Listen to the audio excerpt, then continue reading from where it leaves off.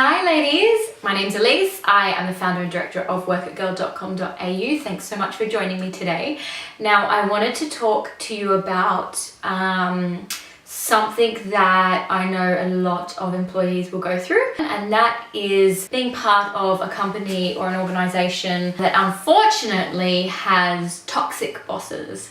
I'm going to talk about some experiences I've had, and then I'm going to talk about how I overcame them, and also what you can do if you're ever in a situation that I was in. So I've had some amazing bosses, and I've really learnt some really valuable things from these women and men. Unfortunately, whilst this is great and it's a great feeling, sometimes you're going to be exposed to bosses that aren't in it for the reasons of mentoring, educating. And I've had situations like this where I've been bullied at work when I was a PA. You know, my direct manager unfortunately was a bully.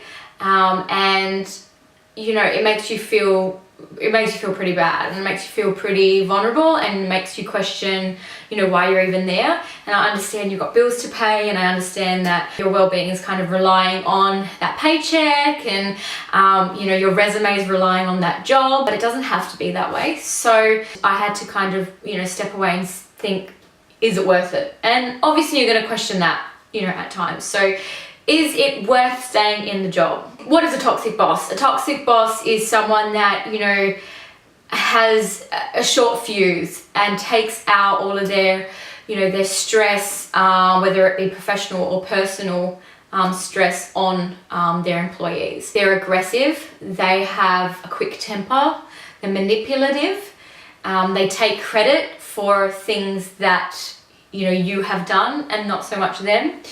And there is, you know, that quote, there is no I in team. They're an I person. So they don't really care for the team around them. I would sum this up as a toxic boss. And, you know, like I said, you've probably met one or two, or you've probably heard your girlfriends or family members, you know, been in situations like this. So my rule of thumb when you enter the workplace is to set your personal life aside.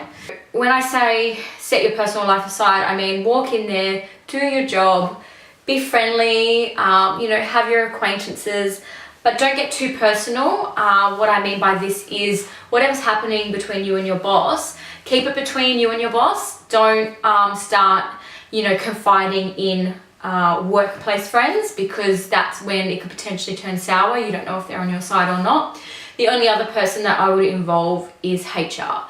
So if your company doesn't have a HR department, you're probably kind of wondering, where do I go to? There's so much information on the internet, and there's also you know, legal aid, which is a free legal service for employment.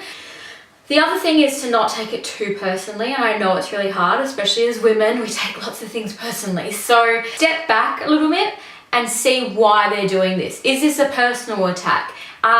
Is it something that you're doing wrong in the workplace, or is it something that you can improve? Have you overpromised, under-delivered, and that's why they're attacking you? Did you say something out of line? Once you can kind of, like, I guess, tailor all of these things and be like, okay, no, it's actually not me, that's when you need to kind of step back and take it further. So the other thing, so besides researching, talk to someone, talk to a family member, your partner, you know, ask for advice. Is it worth staying in this role?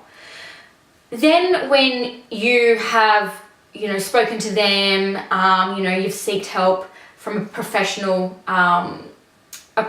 kind of advice system, then I would approach your boss. Now, having a one-on-one can be a little bit difficult, a little bit awkward, because you're not there to attack them. You're there to sit down and be like, okay, is there anything I can do better to make this relationship a little smoother? And we need this to work for both you and I. This is how I'm feeling.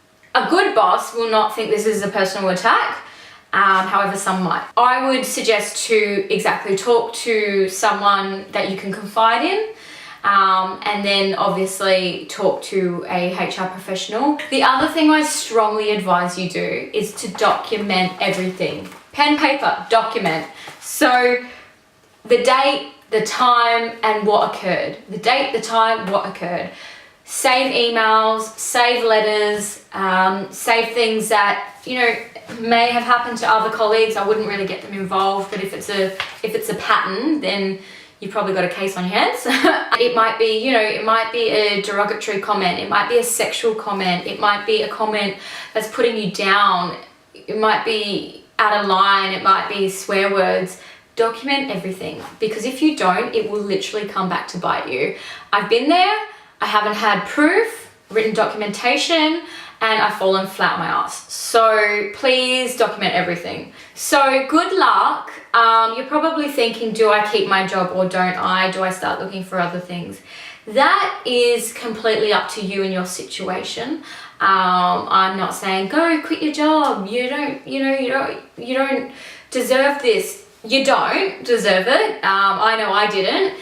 So it will be up to you if you want to start looking, but start, you know, spreading your wings, start putting your feelers out there. I wish you really well in your journey. Sign up to workitgirl.com.au and every week we'll send you out newsletters on topics like this. Get involved in our Facebook page and I'll see you soon. Bye.